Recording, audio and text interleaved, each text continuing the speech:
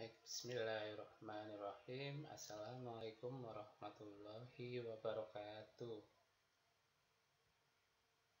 Mahasiswa yang saya banggakan, pada hari ini kita bertemu lagi dalam perkuliahan online, di mana pada hari ini kita akan belajar tentang salah satu gangguan di sistem neurologi.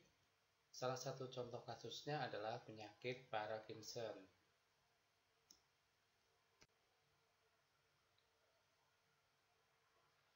Ya, baik. Sebelum masuk ke sub pokok bahasan dari penyakit Parkinson, terlebih dahulu kita pahami dulu tentang tujuan dari pembelajaran di hari ini, di mana setelah mahasiswa mengikuti mata kuliah di hari ini, diharapkan mahasiswa mampu mengetahui tentang definisi dari Parkinson, etiologi, patofisiologi, manifestasi klinis, pemeriksaan penunjang, dan bagaimana penata laksanaan khusus pada pasien dengan gangguan Parkinson.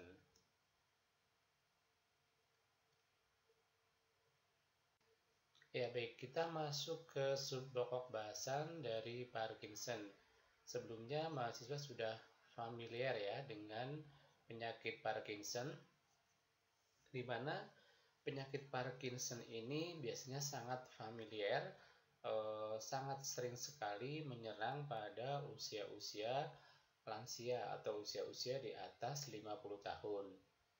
Untuk definisi dari Parkinson itu sendiri merupakan suatu gangguan neurologis yang progresif yang mengenai pusat otak yang bertanggung jawab terhadap pengontrolan dan pengaturan suatu gerakan. Ada juga yang menyebutkan bahwa penyakit Parkinson merupakan suatu penyakit yang ditandai dengan tremor saat istirahat, rigiditas, bradykardinesia, dan hilangnya refleks postural secara patologik berupa degenerasi neuron berpigmen, neuromelanin, terutama di pars complata nigra, yang disertai dengan adanya inklusi sel-sel neuron eosinofilik, ya tentunya di area otak.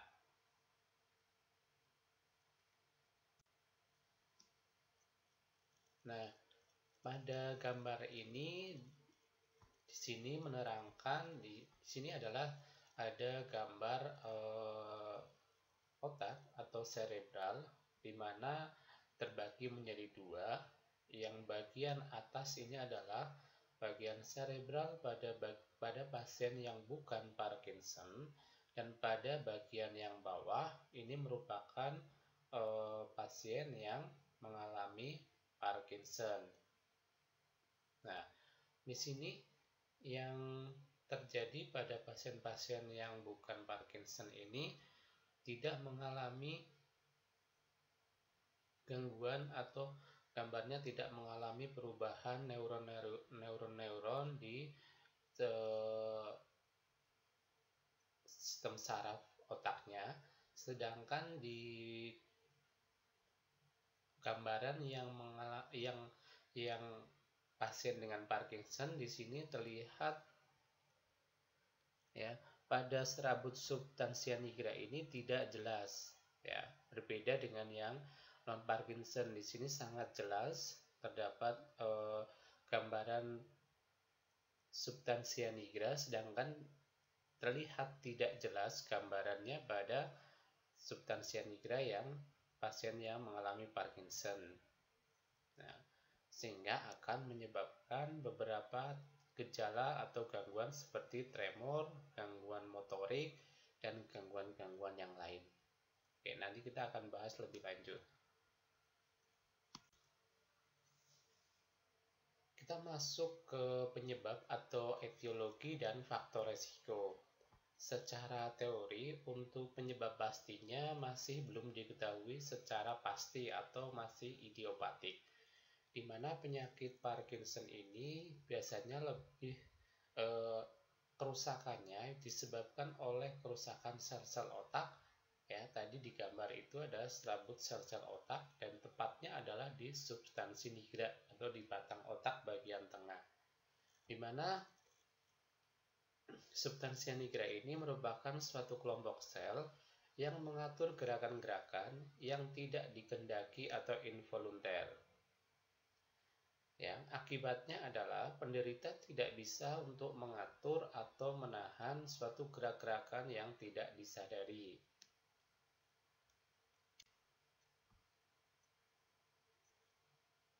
Nah, kemudian untuk faktor resiko terjadinya Parkinson, ada beberapa faktor. Yang pertama adalah usia, ya.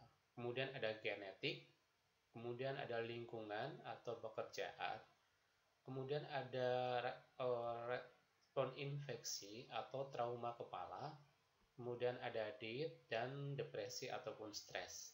Ya, nanti kita akan bahas satu persatu terkait dengan faktor resiko yang terjadi pada pasien dengan Parkinson disease.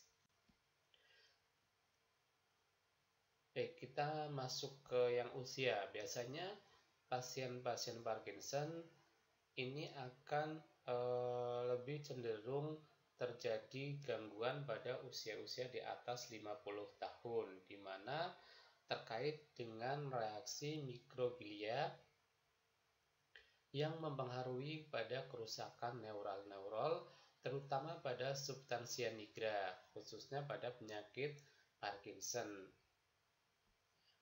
Kemudian pada kelainan genetik. Nah, pada kelainan genetik, maka akan terjadi suatu mutasi pada gen alpha-synuclein pada kromosom nomor 4 dengan Parkinson autosomal atau yang dominan. Sedangkan pada pasien dengan autosomal yang resesif, maka akan ditemukan gangguan atau mutasi pada kromosom nomor 6. Kemudian faktor dari lingkungan, di mana xenobiotik akan berhubungan erat dengan paparan pestisida yang dapat menimbulkan suatu kerusakan di area mitokondria di batang otak. Kemudian pekerjaan, di mana pekerjaan akan menyebabkan suatu gangguan pada pasien-pasien dengan paparan pekerjaan yang mempengaruhi mental, ya, atau psikis. Infeksi cenderung pasien ini akan terjadi paparan oleh virus influenza intratheru, di mana virus ini akan mengalami suatu reaksi yang akan menyerang pada sel-sel neuron, khususnya di area cerebral. Kemudian diet, di mana konsumsi lemak dan kalori yang tinggi akan meningkatkan stres oksidatif, di mana salah satu mekanisme terjadi pada kerusakan neural pada penyakit Parkinson. Kemudian pada pasien dengan trauma kepala atau cedera kranioserebral, di sini akan menyebabkan terjadinya kerusakan pada sel-sel ganglia atau sel-sel pada sistem saraf pusat. Kemudian stres dan depresi. Pada pasien-pasien yang sering mengalami gangguan depresi atau stres, maka akan terjadi suatu peningkatan turnover katekolamin yang dapat memacu stres oksidatif.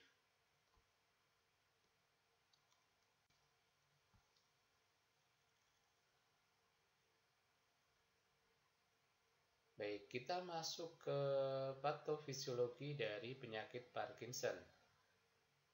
Ya, penyakit Parkinson terjadi karena penurunan kadar dopamin di dalam otak yang diakibatkan oleh kematian neuron di substansia nigra atau di pas kompansa.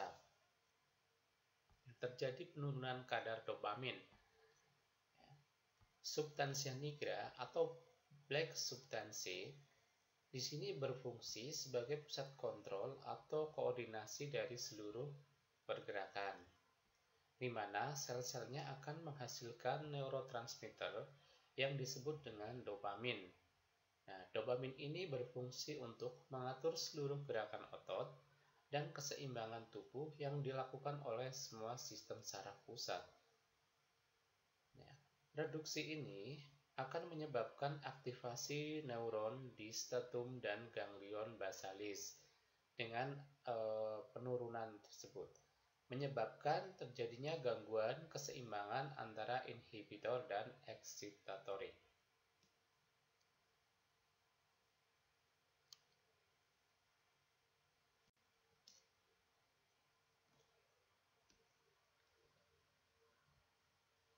Nah, maka akan menyebabkan terjadinya kehilangan kontrol pada sirkuit neuron di ganglion basalis untuk mengatur jenis gerak baik dalam jenis motorik maupun yang non-motorik. Maka hal tersebut akan mengakibatkan semua fungsi neuron di sistem saraf pusat akan menurun dan menghasilkan keterlambatan gerak pada pasien tersebut. Ya, contoh keterlambatan gerak pada pasien dengan Parkinson adalah bradykinesia, tremor, kekakuan, dan hilangnya refleks postural.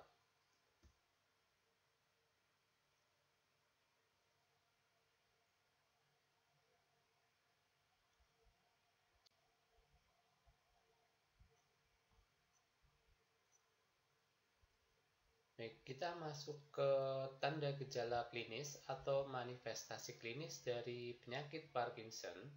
Yang pertama adalah tremor, kemudian ada rigiditas atau kekakuan, kemudian ada akinesia atau bradykinesia, ada freezing and start hesitation, ada mikrografia, langkah dan gaya jalan, kemudian ada demensia. Kita akan bahas satu persatu dari tanda gejala. Pertama adalah kita lihat gambar di PowerPoint ini ya, tanda gejalanya seperti tremor, wajah seperti topeng ya. Kemudian kaku pada pergelangan siku dan tangan tertekuk, kemudian pada area tangan dan juga area kaki. Kemudian akan terlihat seperti langkah pendek dan terseret-seret pada saat dia berjalan. Gejala tremor yang pertama, tremor ini seperti gemetar, di mana tremor ini tidak hanya terjadi pada area tangan ataupun kaki, tetapi bisa terjadi pada kelopak mata dan bola mata. Bisa juga di area bibir, lidah, dan jari tangan, seperti orang sedang menghitung uang. Gejala tremor ini akan terjadi pada saat istirahat atau tanpa disadari oleh pasien. Nah, gejala tremor ini akan menghilang pada waktu istirahat dan menghebat waktu pada saat emosi atau terangsang.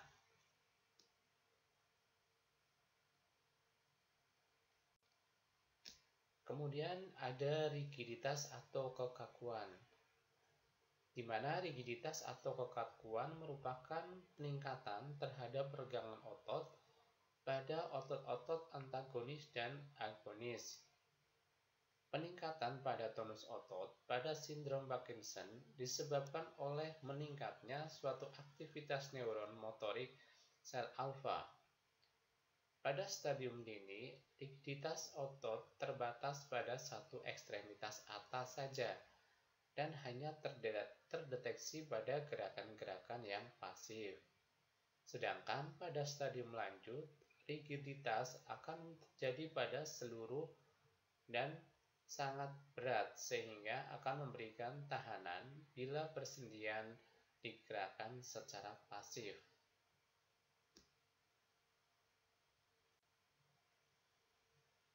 Yang berikutnya adalah akinesia atau bradykinesia. Akinesia atau bradykinesia merupakan suatu gerakan volunter yang menjadi lambat sehingga akan berkurangnya gerakan asosiatif. Misalnya, seperti sulit untuk bangun dari kursi, pasien sulit untuk memulai berjalan, atau pasien akan lambat mengambil suatu objek.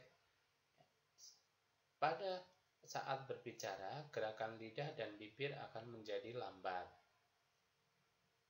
Bradykinesia akan mengakibatkan berkurangnya ekspresi muka serta mimik dan gerakan spontan yang berkurang. Misalnya wajah seperti topeng atau menjadi kaku, kedipan mata akan berkurang. Ya, berkurangnya gerak menelan ludah sehingga ludah suka keluar dari mulut pasien. Nah, ini merupakan tanda gejala dari akinesia dan bradykinesia.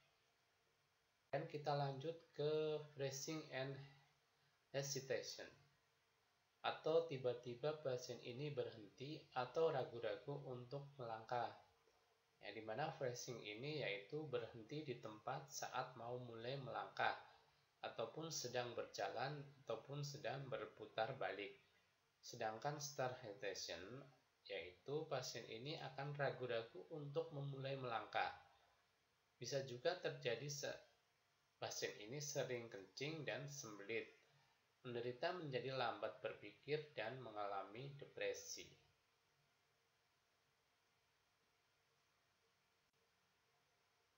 Yang berikutnya adalah mikrografia,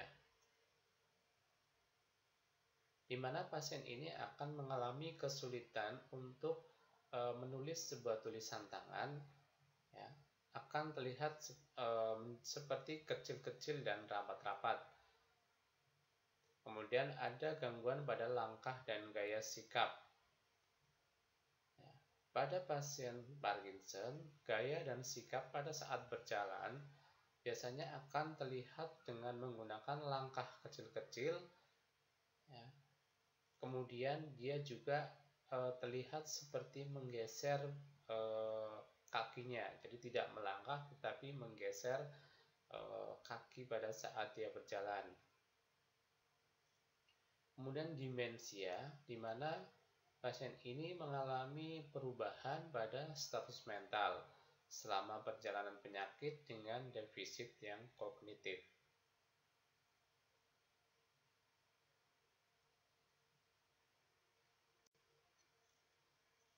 Kemudian ada juga tanda dan gejala yang sifatnya non-motorik. Ya, contohnya adalah disfungsi otonom, di mana pasien ini akan terlihat mengeluarkan keringat yang sangat berlebih. Kemudian air ludah yang akan keluar secara berlebih, gangguan sphincter terutama inkontinensia dan hipotensia ortostat. Kulit akan terlihat berminyak dan mengeluarkan urin yang sangat banyak.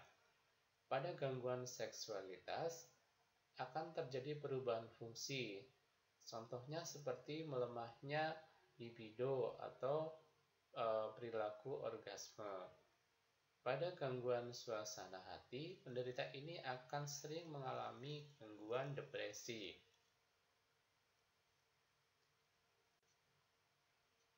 Kemudian pada gangguan kognitif, di mana pasien ini sangat lambat dalam menanggapi suatu rangsangan. Pada gangguan tidur, penderita ini akan mengalami kesulitan untuk tidur atau insomnia.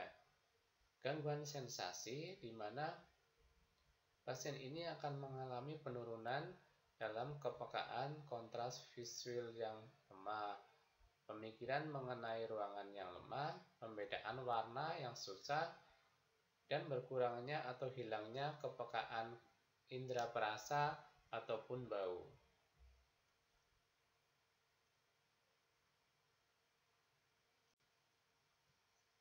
Kemudian kita masuk ke pemeriksaan diagnostik pada pasien Parkinson. Pemeriksaan diagnostiknya ada elektroencephalogram, ya, di mana pemeriksaan ini akan melihat terjadinya perlambatan pada gelombang elektroencephalogram. Kemudian pemeriksaan CT scan dan MRI biasanya akan terlihat adanya atrofi pada cortical diffuse, atau pada daerah sulki yang melebar.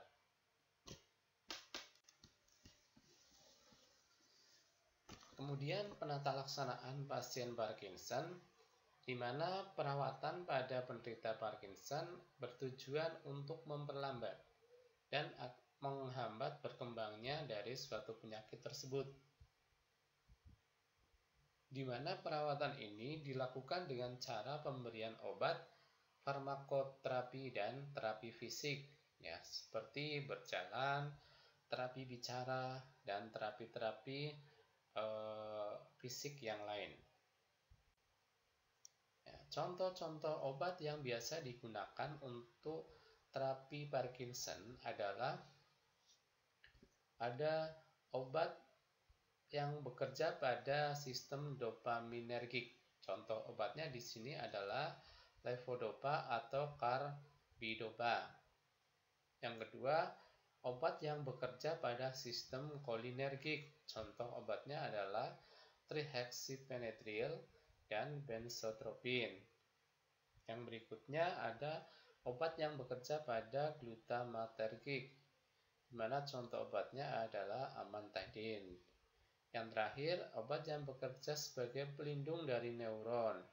Ya, contoh obatnya adalah neurotropihin, remasemedin, dan obat antikonvulsan. Nah, ini merupakan contoh-contoh obat yang mungkin biasanya sering dipakai untuk mengatasi penyebab dari Parkinson itu sendiri.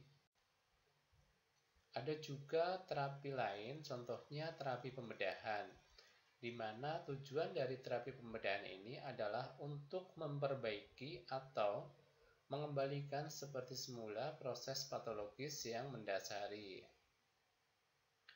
di mana tindakan pembedahan ini dilakukan untuk penyakit-penyakit Parkinson apabila penderita sudah tidak lagi memberikan respon terhadap suatu pengobatan.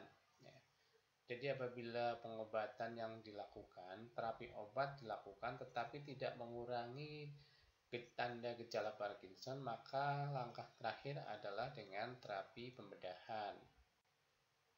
Kemudian ada terapi non-farmakologi. Ya, terapi non-farmakologi salah satu contohnya adalah pada edukasi pasien dan keluarga pasien, di mana pasien dan keluarga pasien diberikan suatu edukasi tentang pemahaman mengenai suatu penyakitnya, misalnya tentang pentingnya minum obat secara teratur dan menghindari cedera atau jatuh. Ya.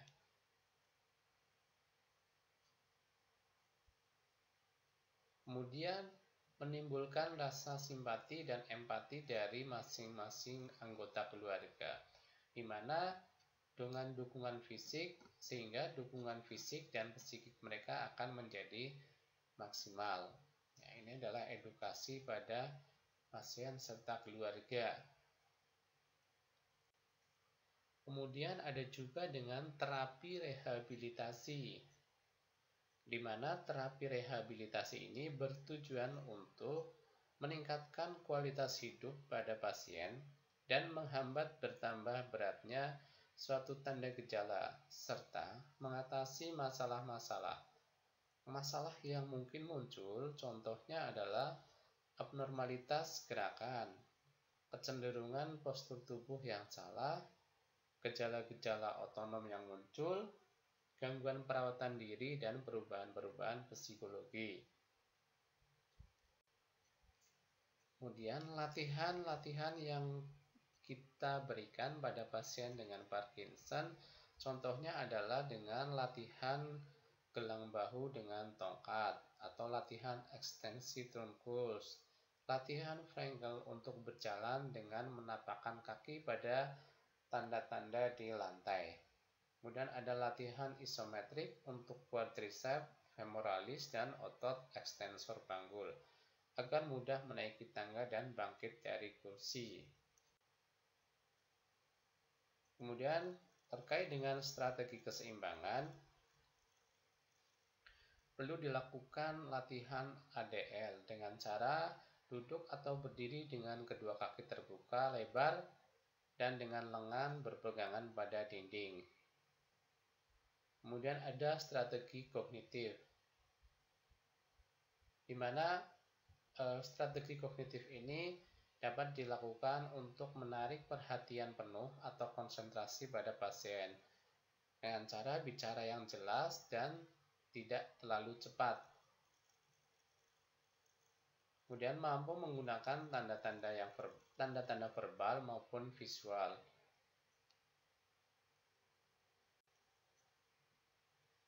Ya, baik. Jadi tadi kita sudah membahas tentang salah satu gangguan, contoh kasusnya adalah Parkinson, dari mulai definisi sampai dengan penata laksanaan pada pasien Parkinson. Jadi silakan nanti mahasiswa mereview kembali dan boleh nanti ditambahkan jurnal-jurnal yang terkait dengan gangguan Parkinson. Mungkin itu yang bisa saya sampaikan. Selamat belajar. Wassalamualaikum warahmatullahi wabarakatuh.